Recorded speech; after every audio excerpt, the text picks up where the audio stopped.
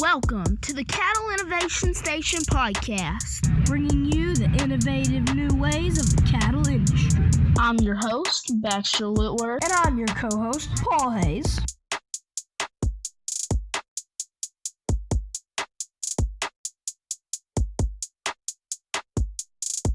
Together, we're going to be interviewing industry leaders of all ages. Here on this podcast, our focus is honoring God and innovating the cattle industry. So let's get innovating.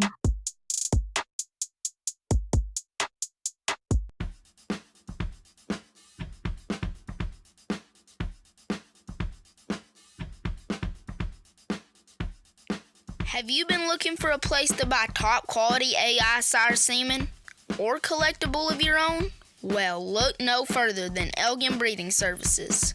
Located in Elgin, Texas, Elgin Breeding Service is not only one of the best breeding services in the business, but also has superior customer service. Contact them at ebsbull@elginbreedingservices.com or by phone at 512-285-2019. Again, that's 512-285-2019. And visit their website at elginbreedingservice.com.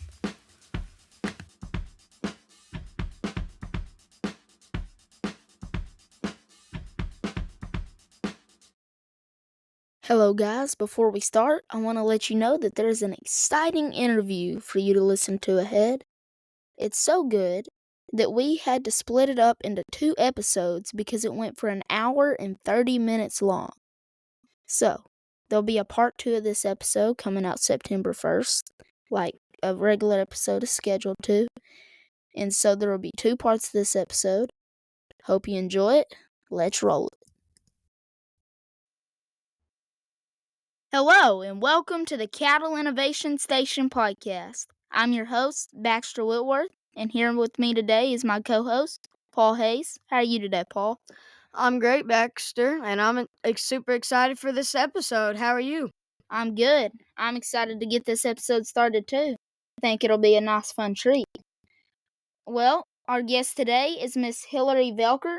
She is the Vice President and Chief Operating Officer of Elgin Breeding Services, located in Elgin, Texas. How are you today, Miss Hillary? I'm great. How are you boys? We're good. Well, Paul, you want to help us get to know our guest today? Yeah, so just some questions to get to know you. Where's your favorite place you have ever visited before?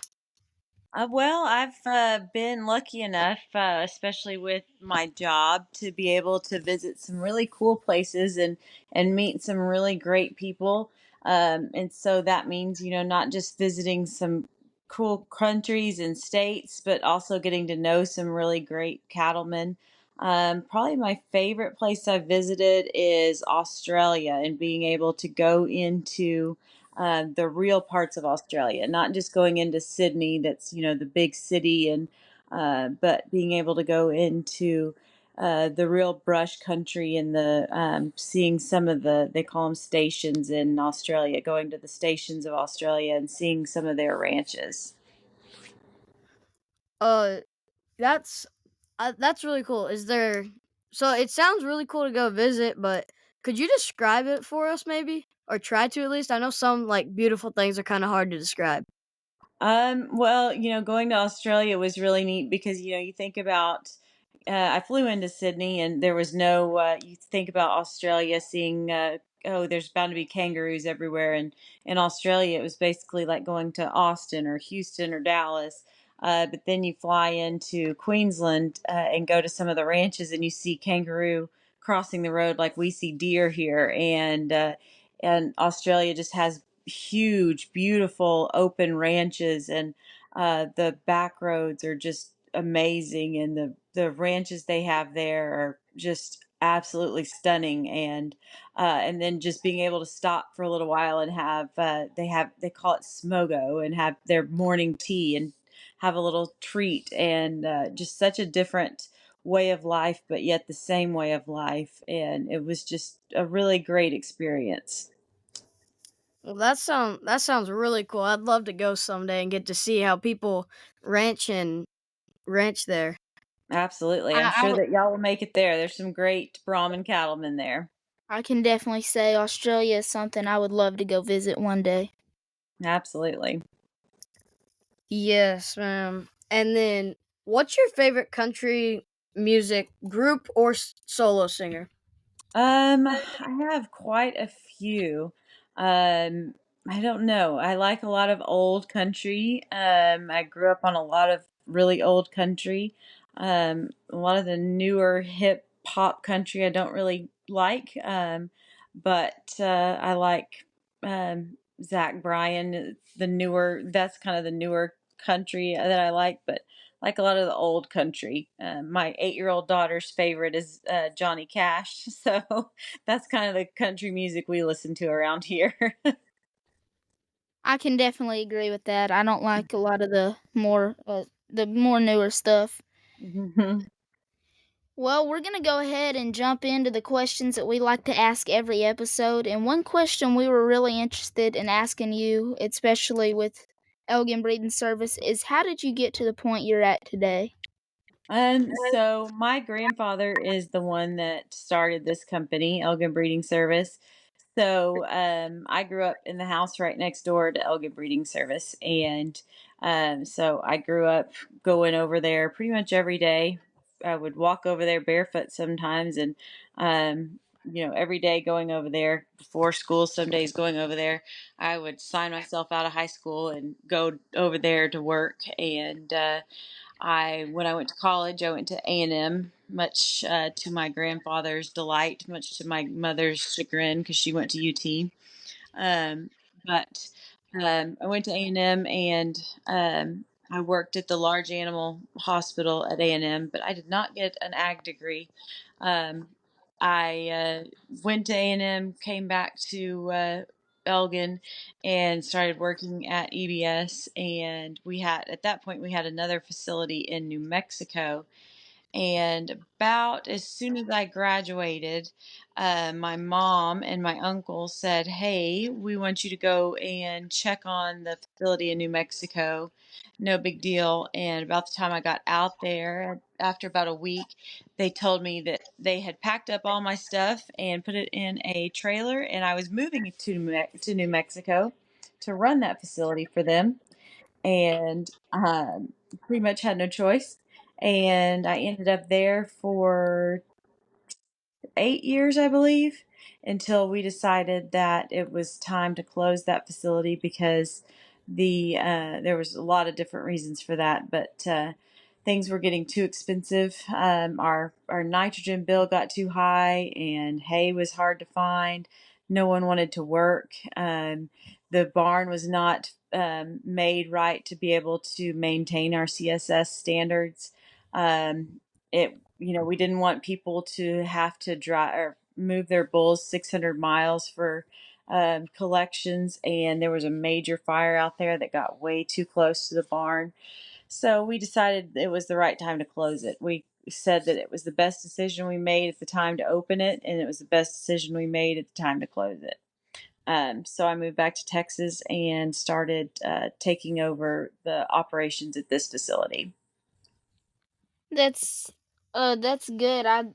I really I found a pretty good question hidden in there. It's with us, being kind of younger and well, not even in high school yet, starting a podcast and Mhm. starting a ranch, purebred. I want to ask you, what did you do when you were in high school and started working with Elgin Breeding Service? I started running the lab, and just kind of, so my mom would do the lab when I was in high school, and she would just have me do the math numbers for her, and she would be doing the other parts, the evaluating semen, and she would have me write all of her math for her and figure out the math, and then she would have me help her do some of the bookkeeping, things like that. Just basic small business. I have a kid, so I'm getting free labor out of it kind of business. Yes, I get that. And you had mentioned you went to college and Hmm. You said that you didn't get an agriculture degree? I did not, even though I worked at the so I worked at large animal surgery at A&M while I was there, but I did What not de get an ag degree. what degree did you get? That is what people love to hear the answer of. I have an English degree and a sociology and psychology degree. Oh, that's interesting. Hmm. And then you said that you had to go out to New Mexico and run it. Did you like it in New Mexico better than Texas? Just like the environment? I know that you said the facility wasn't the best. um, no, I love Texas. New Mexico is a fabulous place to visit, but there is not a lot there. Yes, I get that.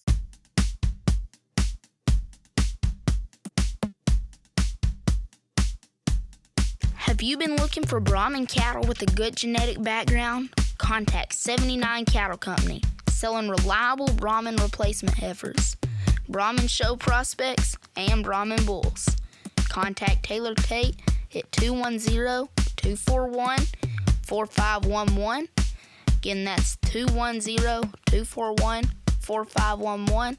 Or contact Mallory Tate at 210-861-0155. 210-861-0155.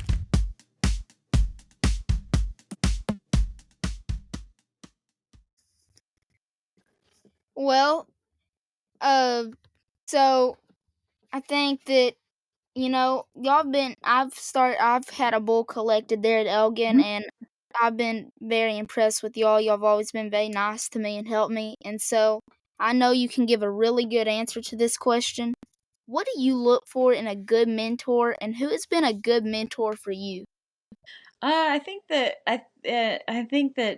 that can go both ways because I think that you can have a good mentor and a bad mentor. So you want someone that is going to um, be honest with you because sometimes having a good mentor means someone that is going to push you and sometimes uncomfortably so push you and tell you the truth and see what your capabilities are and know what your limits are, and even if you don't see what you're capable of, they're going to see it and they're going to tell you that you need to push yourself to keep going, and they're going to tell you that you're capable of something, and they're going to tell you what they've been through and how you should continue to push. Sometimes you don't want to hear those truths, and sometimes you don't want to accept that truth. Sometimes you don't believe that in yourself, but you need to keep pushing. And I think sometimes people don't believe that in themselves, but having a good mentor, they see that in you. And excuse me. And if they see that in you, sometimes you're gonna push against that because you don't see it in yourself. And so, if they see it in you, they're gonna stick by your side. But I think there's also those bad mentors that are gonna take advantage of you because they see that potential in you also, and they're gonna take advantage of that. So I think that it's an important thing for especially younger people to see their value and see their worth and really understand um, what what they have and what they're capable of. Absolutely. And that reminds me of something. I was looking it up as you said it because I knew there's a verse in Proverbs. Proverbs 15:31-32 says, "If you Mhm. listen to constructive criticism, you will be at home among the wise." Absolutely. That goes well with what you're saying. Yeah, Absolutely. and you mentioned all of this stuff about these really good mentors. Who's been that good mentor to you throughout your life? Alright, I've I'm sure had you've had more than one. Absolutely. So, I lost my grandfather who started this company. When I was in college, I was 21 when he died. But even though he has passed, I still find him being a good mentor in my life because I'm still able to think back on what he would do and what he would think about certain situations. I still see what, what he created. And so I still see him as a mentor in my life. My mom is definitely a good mentor in my life, as as far as other aspects of my life, parenting wise and pushing me to do certain things. Even my kids, are mentors in my life because they teach me, about things that, that I necessarily wouldn't think about, things that I should do, and things, I tell them certain things and then they remind me of things that I need to do and how I should act. Of course, I always see, Jesus as a mentor, as the major mentor in my life, because that's, how I should reflect my life. But I really see children as major mentors in my life because they, they are innocent in life, but they also see more potential in adults than I think adults give them credit for. Um, so that's really important. And my uncle, that is is the president of the company. Also, he basically just threw me out in this, business and would always just say, "Well, figure it out. Figure it out. You just need to figure it out." So he's another one out there. Absolutely. I mean, family can definitely be some great mentors, absolutely. Yeah. And then you were born into cattle with your grandfather starting Elgin Breeding Service. Mhm, And so you're around for a lot of the collections and mhm, you've seen a lot of cattle in your mhm. days. So what are your top 5 selection traits for beef cattle? What makes the bulls the best? So that's where I'm a little bit different than someone that's in a, purebred business, because, if you ask someone that's in a purebred Brahmin business, they're going to look for something different than someone that's in a purebred, Akaushi business, or someone that's in a purebred Angus business. So, the selection traits are going to be a little bit different in every breed. You're looking for the same end goal, but in each breed, you're going to look for a little bit of something different. Every breed is going to want to look for those same major things. You want good maternal traits. You want good, you want good feet. We always want good feet. Good feet for us are really important, because good feet means really ties into good semen quality. And I know that, okay, you know, a bull in a hole has a lot of things that goes into it, but for us, we're going to the feet because if the bull comes in with terrible feet condition, we probably are going to have a problem with their semen quality. But when it comes to the top 5 selection traits, that is so variable, um, when it comes to each different breed, which is kind of interesting sitting in a semen collection, facility point of view, because it is very different breed to breed. I definitely see that and I definitely see why your answers are going to be more geared towards the reproductive Right, efficiency of male bovine right, exactly, because of the standpoint and your role in the beef industry. exactly. So, we like to kind of help us see what we can do better in the beef industry and Mhm. what's to come. So, what is something you see positive that's happening in the beef industry right now? I see a lot of positive things happening. I think that, you know, this there's some negative things that come along with social media, and there's some positive things that come with it. Um, I think that social media is providing an outlet for people to use, their voices to be able to promote their cattle and really, sell their ranches and their cattle and put things out there. We've seen people that I never would have expected, getting into the cattle business and really changing the field as a whole. We've had people come in that never expected to be in the cattle business, and they were like, we just kind of figured we'd give it a try. And some of these people are not your typical cattle ranchers. They are self declared hippies and things like that. That they're just like, we just bought some land and we figured we'd just kind of we'd get some cattle, and we decided we're just going to AI. And they just started seeing some different things on Facebook and on social media, which is really kind of strange. And we're seeing a lot more exports going on right now, and seeing a lot more semen leave the country. So that's a real big positive that we have going on. So even though you hear a lot of bad things going on in the world and negativity, I see a lot of positive outlook for the future. Yes, and then really, I mean, you said it yourself. A lot of new people are being reached through social media and getting into the cattle industry, and that's what we're trying to do with our podcast here is get Right. to the new people to help them start and get off from people like you and people like all the other people that we are interviewing to get them the knowledge to start their herd, the new people you were talking about. Well, I Absolutely, mean, yeah.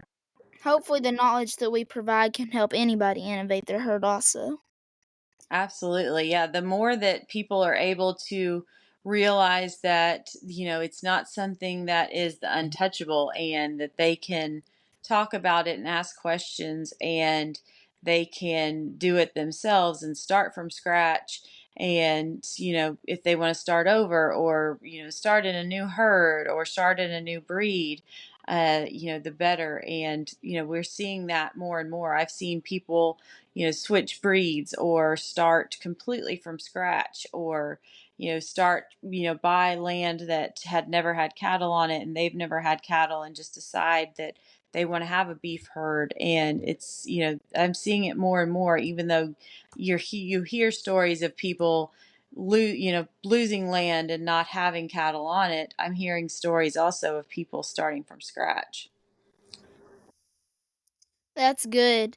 And I know you mentioned stuff about, positive in the future of the beef industry. So what is some stuff that you think will happen, or my goodness, positive that you're seeing that'll happen in the future of the beef industry? I think that we're going to see a lot of the same, but it's going to be a little bit more innovative. I think that, you know, things don't change unless you change them. And I think that we have some young people like y'all coming up that want to see some change and want to innovate a few things. Cattle themselves are not changing.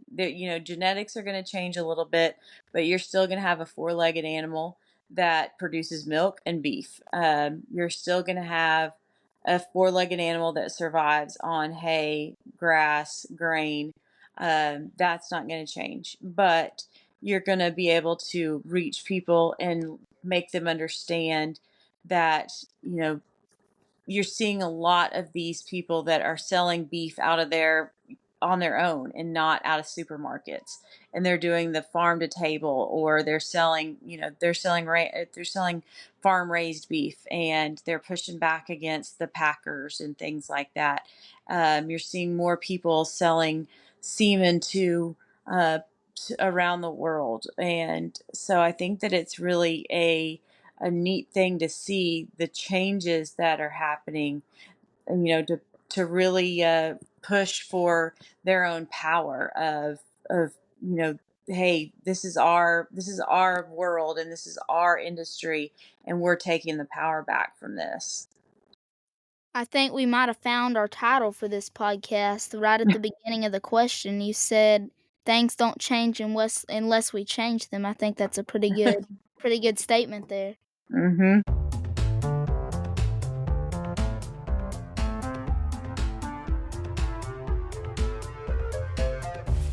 If you truly want your livestock to perform at their best, make sure to contact Vance Aaron, the owner and operator of AFL Livestock Solutions. Vance specializes in magnawave treatments that use pulsed electromagnetic fields, or PEMF, to relieve pain, swelling, and inflammation, caused to help your livestock feel their best. In addition to livestock, Vance can also help you feel better. His treatment works great on sore muscles and joints, along with other mobility issues. His treatments are FDA approved to treat migraines. Aaron Family Livestock Solutions has helped many exhibitors make it to the backdrop with their proven MagnaWave treatments. Don't miss your next backdrop picture. Give Vance a call at 903-720-3184. Again, that's 903-720-3184. Or find them on Facebook at AFL Livestock Solutions.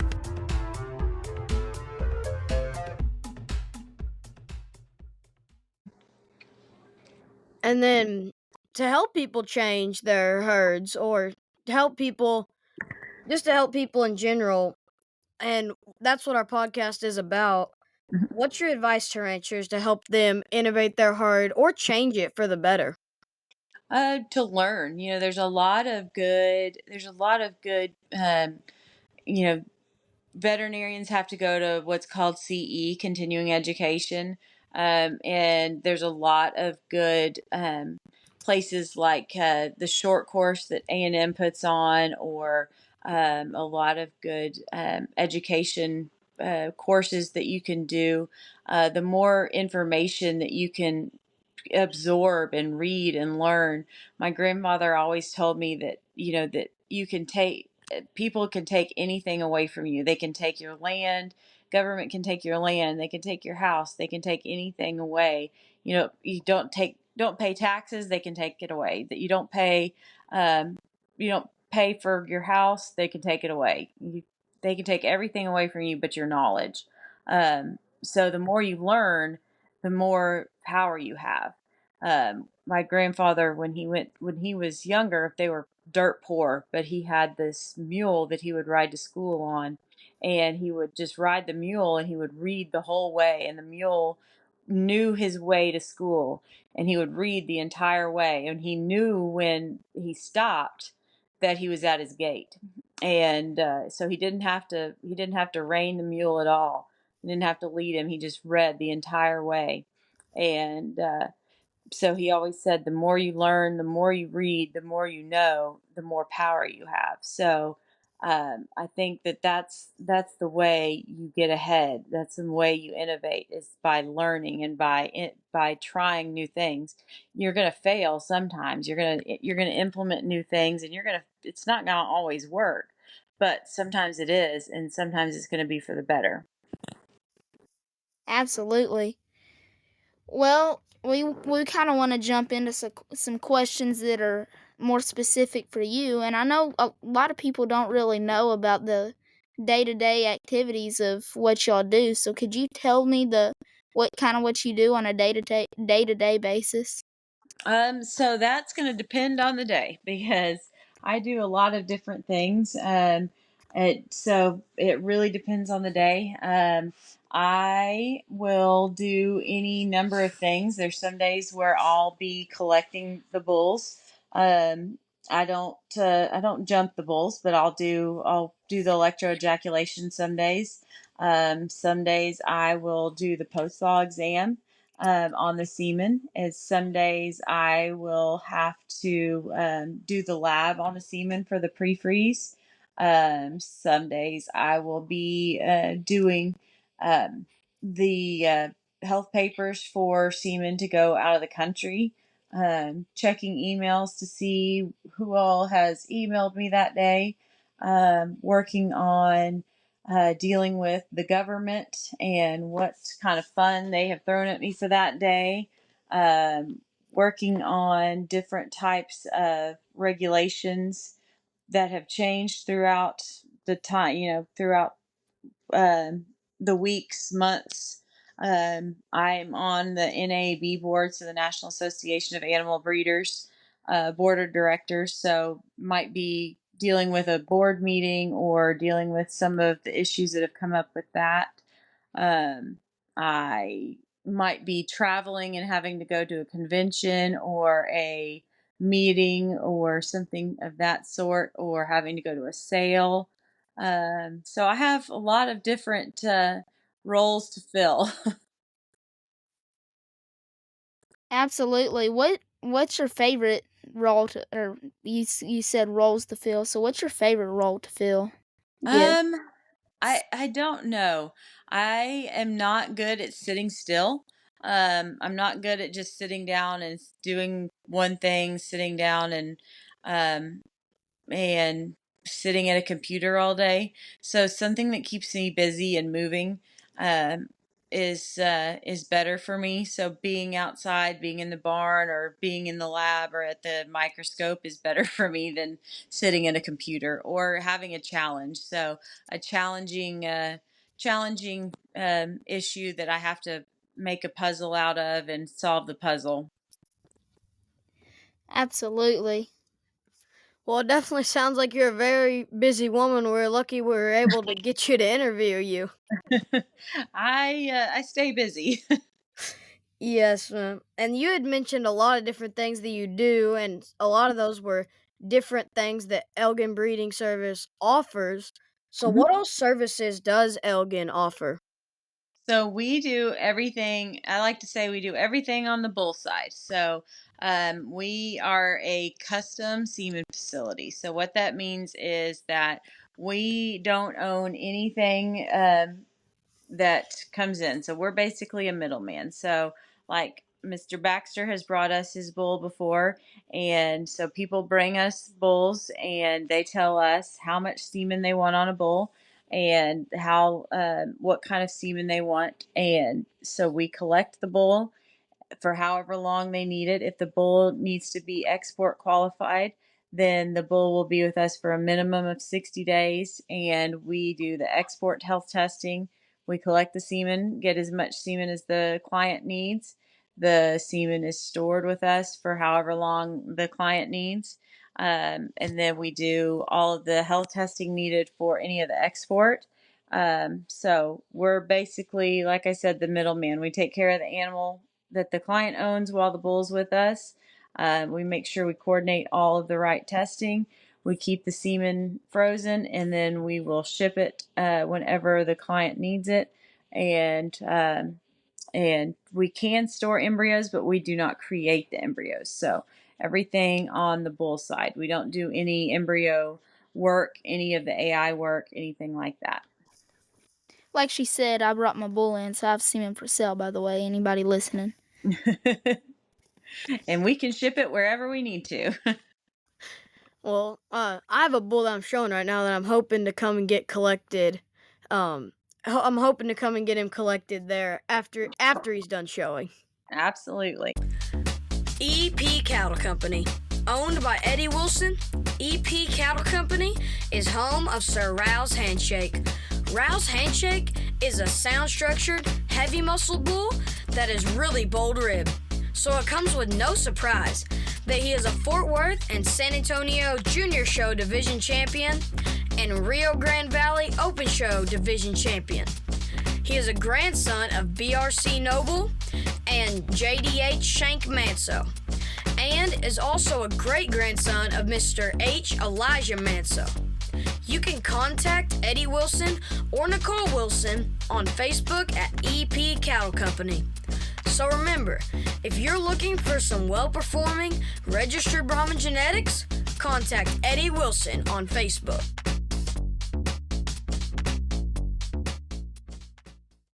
So, you said y'all are all on the bull side, and one of the Mhm. things that is mainly done with bulls is semen collection. Right.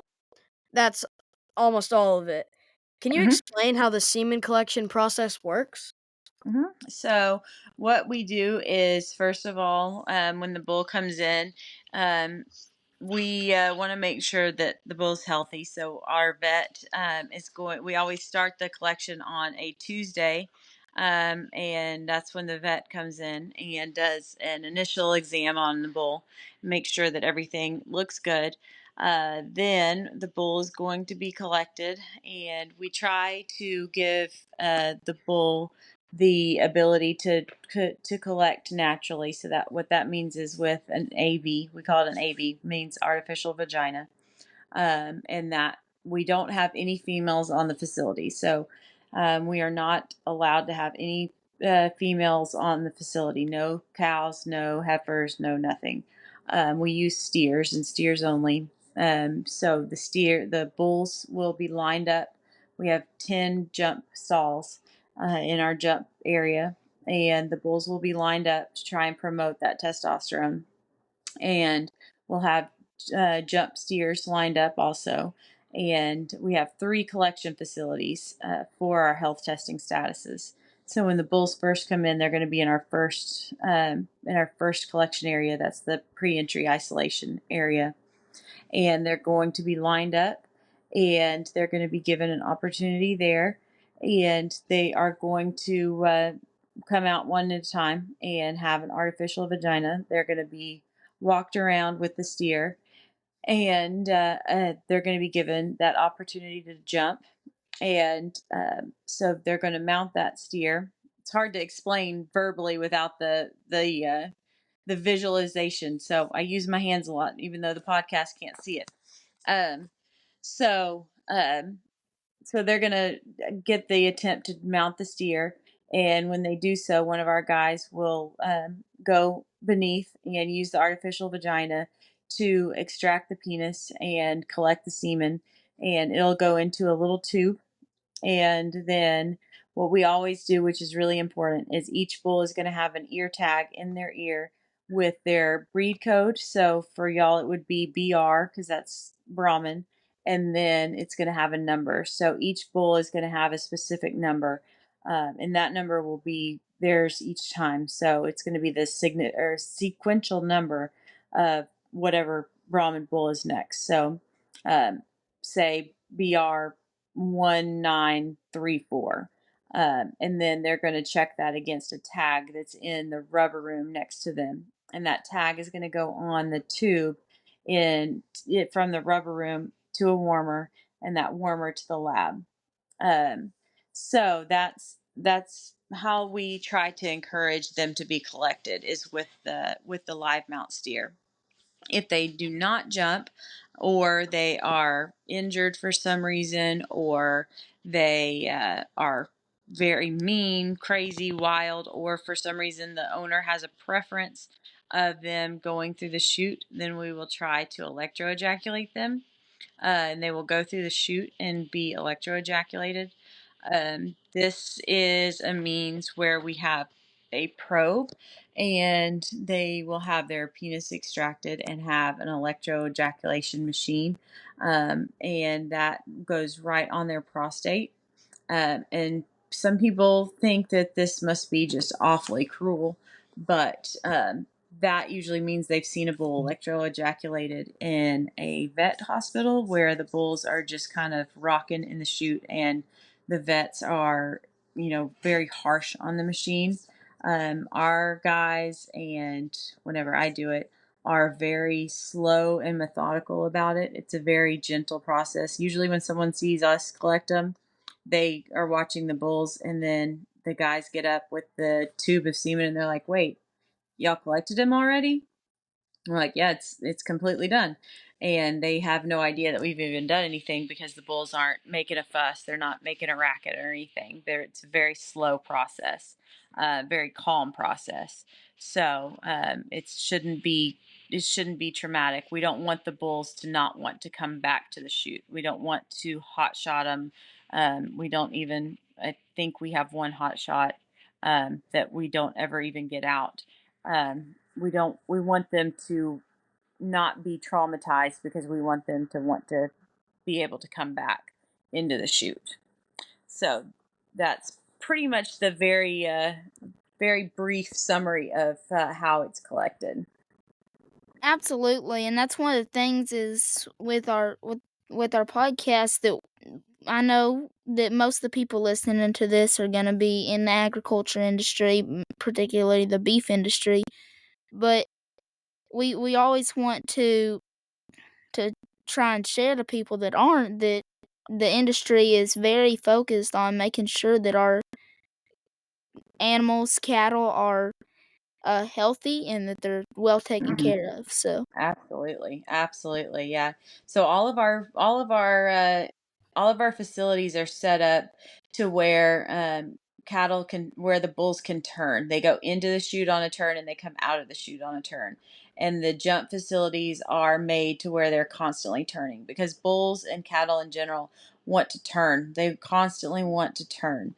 And if you give that to them, they're going to be much more willing to do what you want them to do, and we're not going to be pushing them hard because if you push them hard, they're not going to do what you want them to do the next time. They're going to remember you, and they're going to remember that hey, this guy was mean to me. This guy was hitting on me. This guy was, hurting me.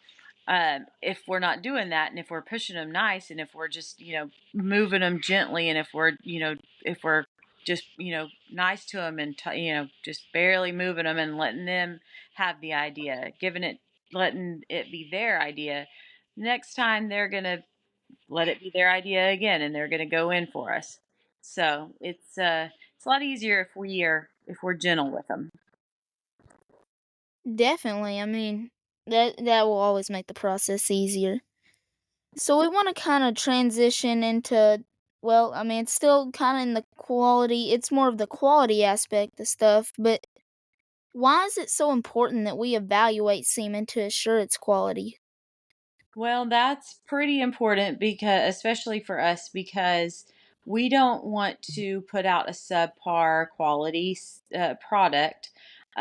Because first of all, if I produce semen for someone else's bull and then freeze it without really evaluating the quality, and then you sell it to someone else, I'm not going to be the one that gets the first phone call. You will be. And then if you get that phone call, you're not going to be very happy and you're not going to know why. And then you're going to have to solve that problem. And then after you solve that problem, then you're going to call me. And then if my phone's constantly ringing, if your phone's constantly ringing, then my phone's going to be constantly ringing for problems. And my phone already rings enough with everything else, and I don't need to be dealing. So it's just a constant secular problem. So we need to have a really good set of quality control so that we're putting out the best quality product we can. Because if we're just putting out anything out there, then we're not getting the job done. We have to have that quality control so that we're getting pregnancies and we're getting the job done right. If we don't have that quality control, then why are we even here? We have to make sure that those pregnancies are happening so that our phone doesn't ring with problems. We want our phone to ring with repeat clients and with new clients because their clients are getting results. We get people that get a little bit upset because their bull semen didn't work, but I would rather tell someone their bull semen didn't work than have bad semen and they don't get any pregnancies because then they're having to refund money and then their bull is getting a bad reputation. Um, and we don't want that. I mean, I get it why you don't want it. You don't want to hear people just um a bunch of people just calling in and complaining, 'cause then it's Absolutely. bad for y'all's business. And I mean, Absolutely. it's dishonest to sell somebody semen that you know is not going to be quality enough to give them the chance to have a calf. Absolutely. Hi guys, I'm your co-host Paul Hayes, and I'd like to tell y'all about my family business that has been going on for over 50 years now, and that is raising quality registered Brahmin cattle. Our ranch is called Flat Rock Brahmins, and we have locations in Glen Rose and LaGrange, Texas. And we are here for all of your cattle needs. Whether it's needing show cattle, replacement females, or even a new herd sire, we would be happy to earn your business and watch our genetics excel in your herd. You can contact me by email at paulhayesv@iCattleRace.com. iCloud.com, or my dad, who helps manage the ranch, at paulhayesiv at iCloud.com, or over the phone at 817-964-2752.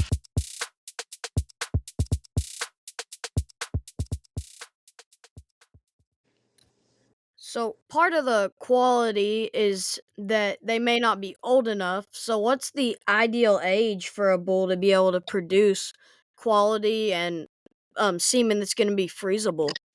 So that goes back to different breeds also, because some of the Akaushi and Wagyu bulls we've seen free semen at 14 months, 13 months, but then some of the but a lot of the Brahman bulls, um, 2 years is usually about where we need it to be, and then 18 months to 2 years is usually about prime for them.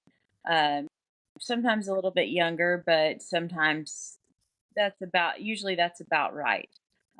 But a lot of the, some of the Mashonas and the Wagyu and Akaushi, they can really start producing semen a lot earlier on.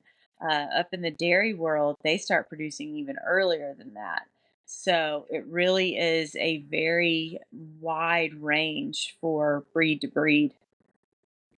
Yes, absolutely. I mean, I get it that y'all are in a different breed. It all just depends on the breed, and when it Right. comes down to it, sometimes the specific animal. Right. 'Cause some Absolutely. just even Absolutely. animals inside the breed, some can produce and reach puberty faster than others. Absolutely. Well, we've talked a lot about freezing, so can you just kind of break down your freezing process for us?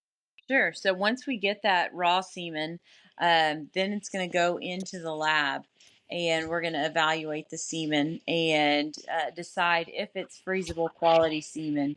So it's going to go through that evaluation process. And if it meets our minimum standards there, then it's going to go sit in the cold room for a minimum of 3 hours and really acclimate to that cooler temperature. Because the faster we change the temperature, the more die off we're going to have. So we really want to bring that temperature down as slowly as possible. It's going to sit in that cold room for a minimum of 3 hours, where everything in there is cold. And all of the equipment is cold. All of the rest of the extender is cold. Everything in there is at the same exact temperature.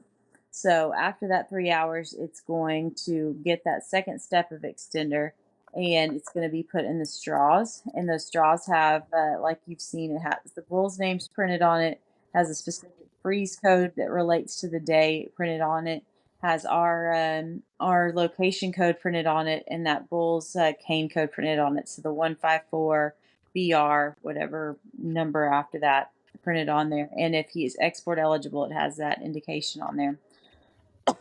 Excuse me. Then after that, it's going to go and it's going to sit in a vapor bath. So again, we don't want to change temperatures fast. If we were to just plunge it directly in the liquid nitrogen, it would change temperatures extremely fast, and that would cause way too much die off. So if we put it in that liquid nitrogen just vapor bath, then it's going to allow it to just slowly change temperature. So we're going to put it in that vapor bath for about 9 minutes, and after that, then we're going to plunge it into that liquid, and we're going to take one straw and put it in a separate cup, so that the next day we can do a post thaw exam and decide if it is going to pass that final quality control. Yes. So I was just wondering, you said that it has to pass certain tests in the lab. Mm-hmm. So what would cause the semen not to pass the test in the labs? So there's certain things that would cause that. So when we get it into the lab, we're going to evaluate it for certain steps. We're going to look at the volume, the concentration, the motility, and the abnormal cells. So any of those four things, or a combination of them, could cause the semen to not pass our pre-freeze step.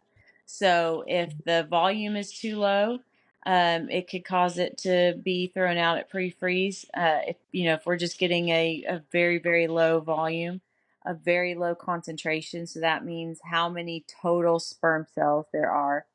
If you have a very, very low total sperm cell count, a very low motility count, so how many how many sperm cells are moving, and how many of them are forward moving. If you have sperm cells that are moving in a circle, which are usually caused by an abnormal sperm cell, those aren't getting you where you need to be. And then finally, what your abnormal sperm cell count are. Sperm cell count is, excuse me. If you have a lot of abnormal cells, those abnormal cells are not going to get you a pregnancy. Separated heads, you can have a coiled tail, you can have droplets at the base of the head and the tail. You can have a droplet at the end of the tail. You can have a misshapen head, a misshapen tail. Lots of different abnormal cells that could cause you to not have a pregnancy. So we have to evaluate what percentage of those abnormal cells are in the semen versus our normal cells, and decide if that abnormal cell count is too high.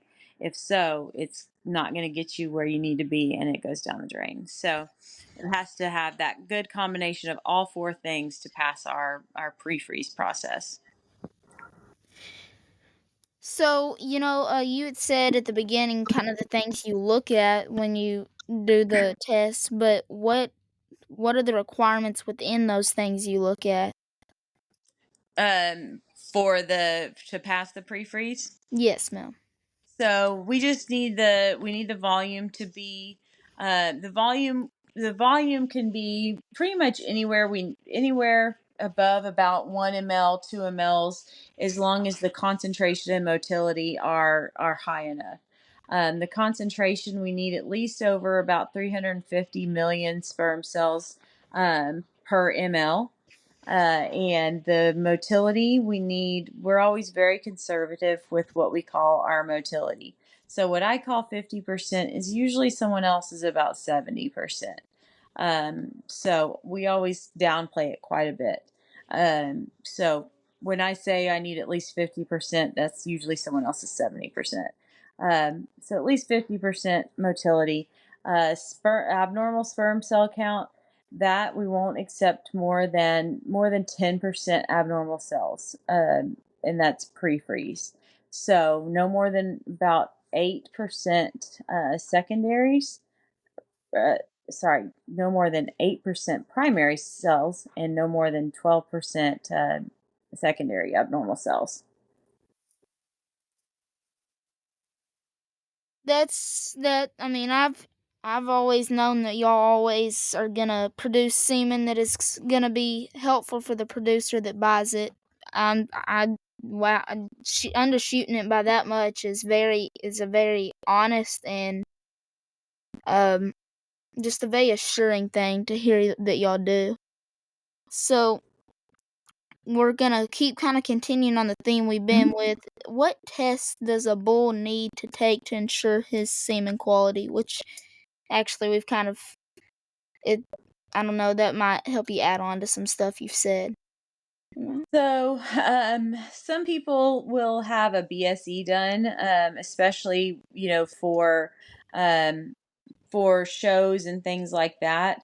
But that doesn't necessarily help us, because a lot of times we find that vets that do BSEs are doing them very quickly, and they don't necessarily evaluate the semen properly.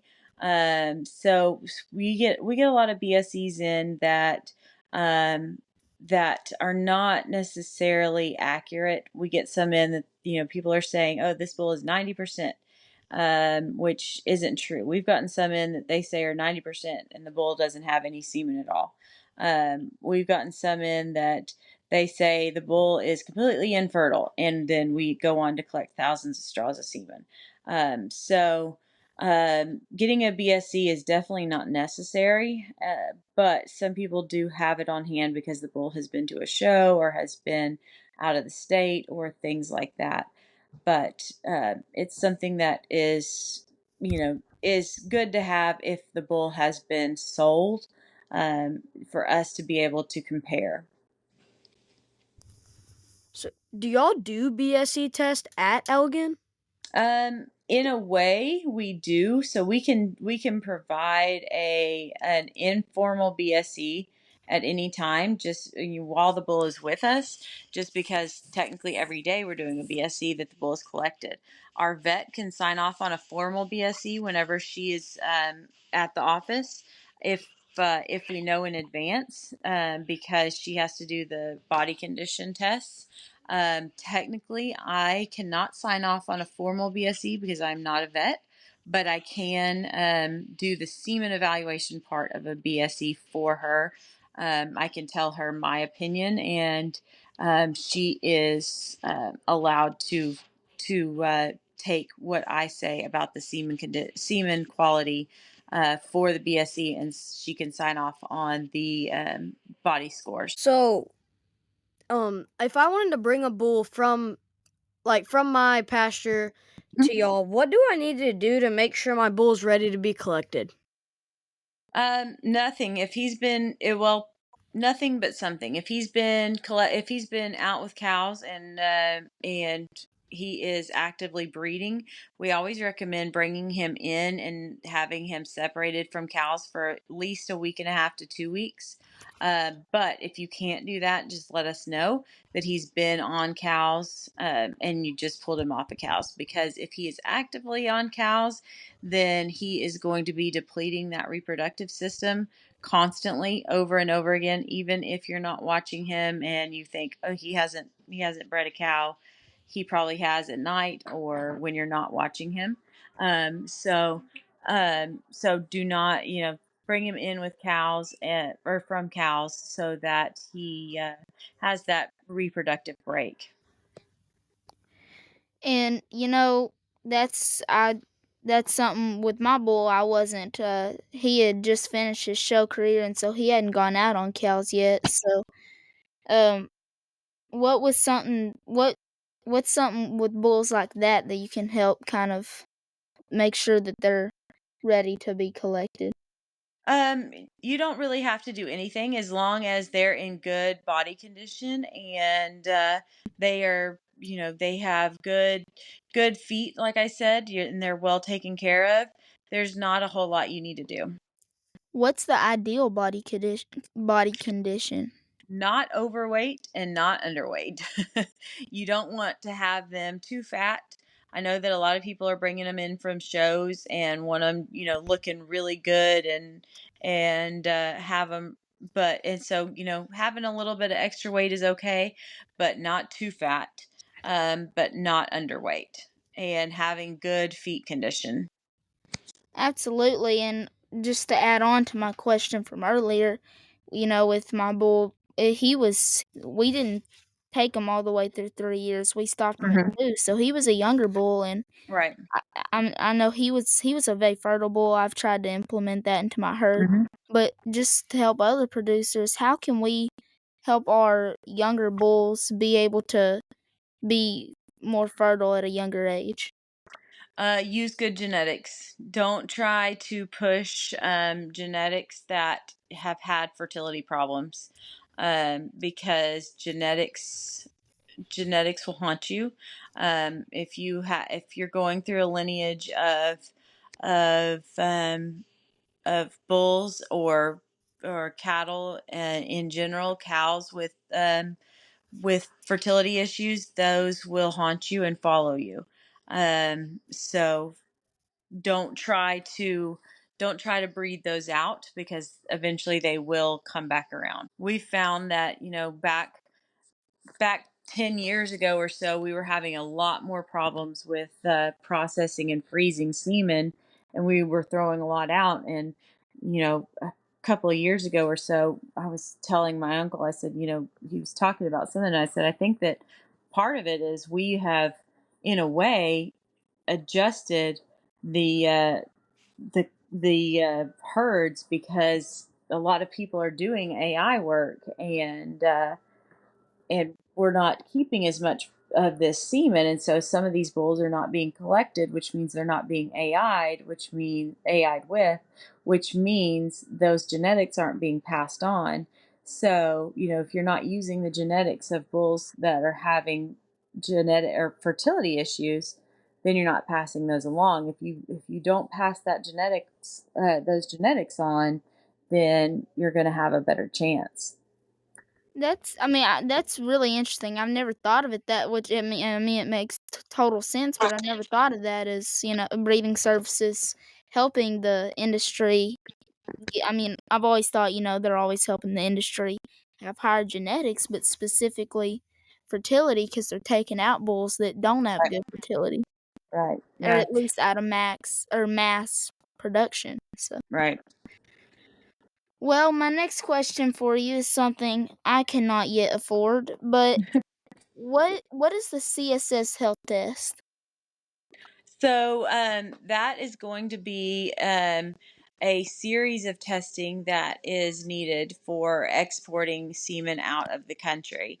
So it takes a minimum of 60 days to complete, unless you want Australia testing also, which takes even longer. And so there's a lot of tests that go into it. So the basic health testing, which does not get to get the semen exported, is just going to be a basic TB, trichum vibrio, brucellosis, BVD, lepto test. And then if you want the semen to be exported, then there is a whole other battery of tests that have to be done. So as far as USDA is concerned, they just want a few extra tests to be done to make the semen export eligible. However, a lot of other countries that producers want semen to be able to go to require a lot of other tests to be done. So we have created a list of testing that covers almost all of those countries, so that we can make sure that all of the semen goes and is eligible to those countries. So those tests include those first 5 tests: the TB, brucellosis, lepto, trichum vibrio, and BVD. And then the additional tests that are required are a series of 6 more trichum vibrio tests after that, an additional lepto test after 5 weeks, an IBR BVD PI3 test, another one after 5 weeks, a Q fever test. I'm going to miss some of these, so don't hold me to this because I'm going from memory, and I'm going to miss some. A Yoni's test 2 different ways, a VS test 2 different ways, um, a I'm trying to think. Like I said, I'm gonna miss some IBR, an IBR, and then an IBR BVD PI3 test, um, a Q fever, which I said, VS, the series of a blue tongue, which we have to do 2 different ways, and then we have to do a blue tongue PCR every 28 days. Um, that may be all of them. I believe it is. So we do the blue tongue every 28 days. And then if you want Australia testing, we have to do a blue tongue and we have to do an EHD test every 7 days. So that has to be done every 7 days, and that has to be done after the entire 60-day process. So that semen has to be kept completely separate. And y'all do all of those tests at Elgin, right? Y'all don't have to take the bulls anywhere else? Right, we do all the testing on site, and then all the tests and all of the samples get sent to TVMDL at College Station.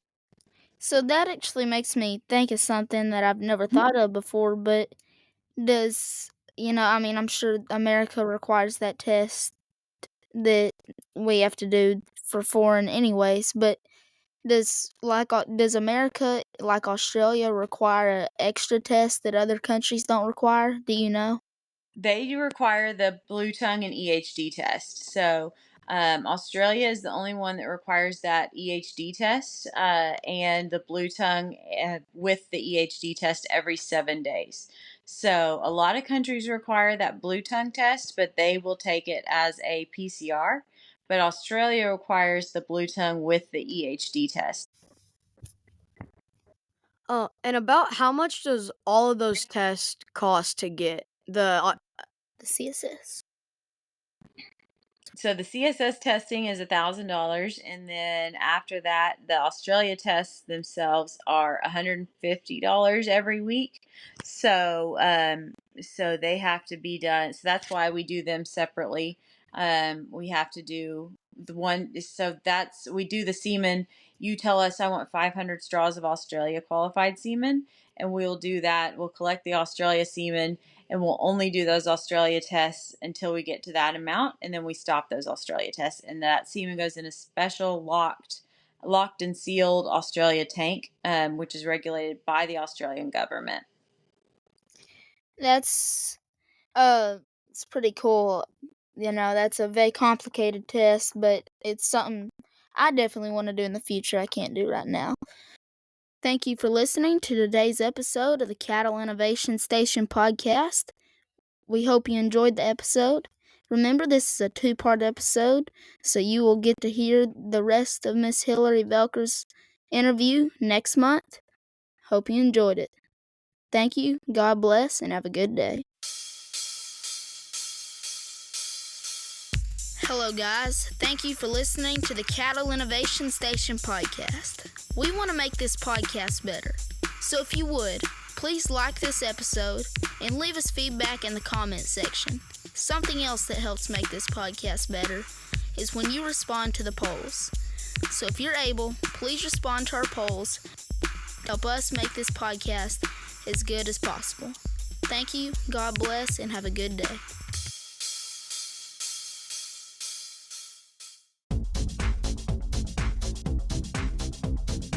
Top Notch Cattle Company, selling semen on high-quality registered red and gray Brahman cattle that are reproductively efficient, structurally sound, big-ribbed, heavy-muscled, and deep-bodied. Contact me at 903-649-9155. Again, that's 903-649-9155. Or email me at bbwtopnotchcattle@gmail.com.